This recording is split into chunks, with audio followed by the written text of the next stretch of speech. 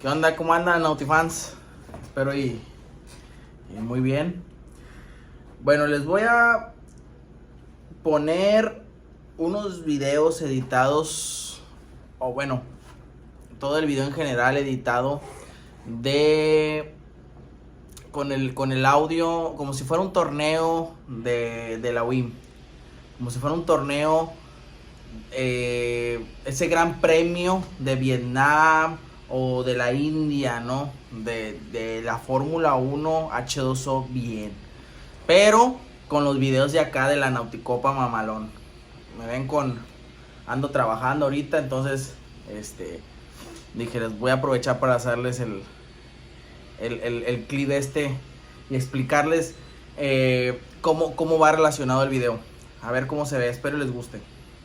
Alberto Camperano, in case you missed it just earlier, he crashed out in a violent way as he launched the boat, stood it on its tail, stalled it, and then barrel rolled to a stop and damaged the left sponson severely. So they're going to have to work in overtime. Yes, they have a spare boat, but they better hope it doesn't change. As you take a look now at Ferdinand Zandbergen down in the 11th position, he's barely hanging on, holding off Marie Stromoy, who's dropped.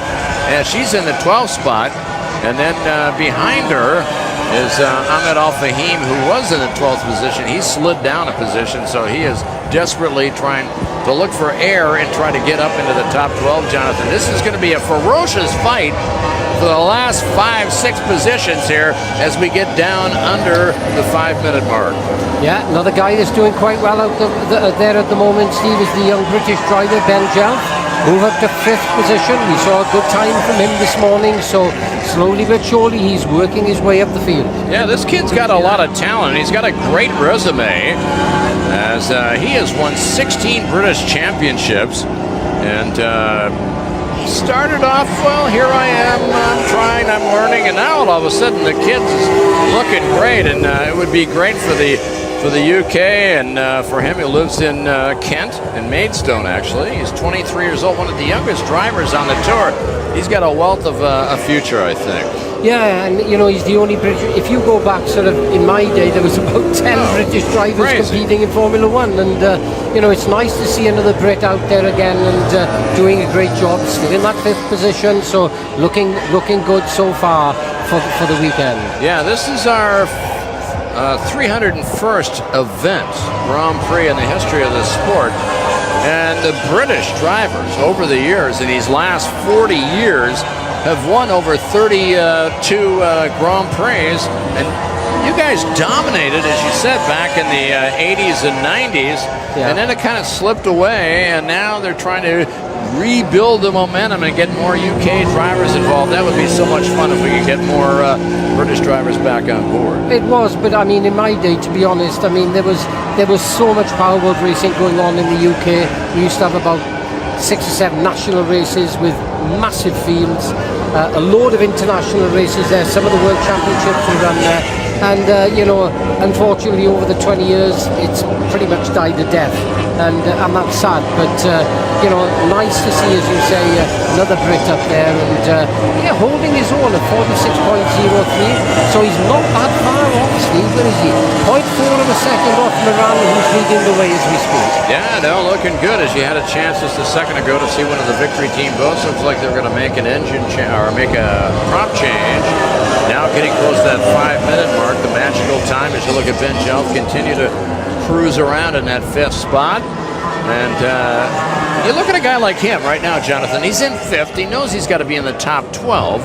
And for him, the difference between that position is about 7/10 of a second. So how would you play it? Would you stay out there and keep pounding, or like back off a little bit, just keep cruising around and stirring up the water, or what are you doing? Well, he's just got to be aware of what's going on around him, you know, because we've got 4 minutes 48 to the end of the session. And like we saw in Indonesia, we saw about 15 changes in the last 5 minutes of this session. So anything can happen. So he's just got to be careful. He's got to watch out. He's dropped down to 6th. Wyatt is now up to 4th. Seem to be struggling a bit. But we've got Moran, Stefan Aran, and Jonas leading the way. All right, let's talk about Ahmed Al-Fahim. Now, he was in 12th position. He's dropped down to 15th. So he's coming out. He made a propeller change. We're going to see what he can do. Desperate. He's down to about 4 minutes left to go, Jonathan. This will be his exploring lap, and then he'll go hard the next time around. He won't have many laps left, though. No, the other thing is in free practice, they had to change the engine because there was some technical problem with it. So they had to take the power head off, put another one on, and he felt that, you know, it's going to take him a little bit of time to get that engine dialed in, to get it running at maximum power. So he is a little bit on the back foot, and as we say, he had that incident, so maybe a bit of a lack of confidence, maybe for the first sort of, you know, for the first 20-30 laps of testing, but let's see what he can do now over the next 3 minutes 41 seconds. Yeah, this driver, I'll tell you something, over the years he was really into cars, and he loved racing in the Abu Dhabi Desert Challenges and the Emirates Desert Rallies, but at the same time he loved powerboat racing, so he made the switch from cars to boats, and now he's trying to get up into the 12 top spots right now and make it on to Q2 here as we check the time. Just over 3 minutes left to go as you watch him come whistling by. He's got a bit of traffic in front of him, though that's not going to help him at all as we watch him go through turn number 1 and 2. He was telling me, Jonathan, Ahmed was saying that the complex here, 4, 5, and 6 for him was the toughest to get right. On the far west side of the race course, coming up almost here. And as the boats slow down, the yellow flag has come out. Yellow flag with less than 3 minutes to go. And as we quickly look around the race circuit,